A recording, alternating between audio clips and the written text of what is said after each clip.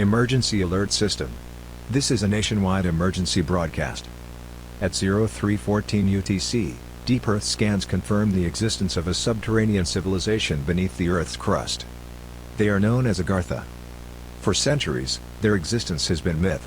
As of today, their existence is fact.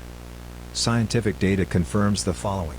They inhabit a vast hollow structure spanning the entire inner Earth. Their society is older than surface civilization by tens of thousands of years.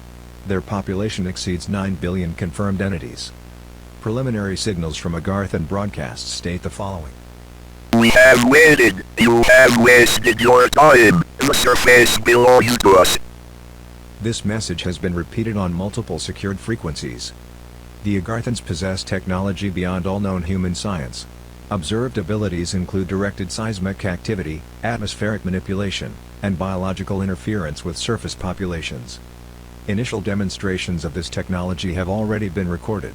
At 0237 UTC, all communication ceased across an area spanning 500 miles in radius.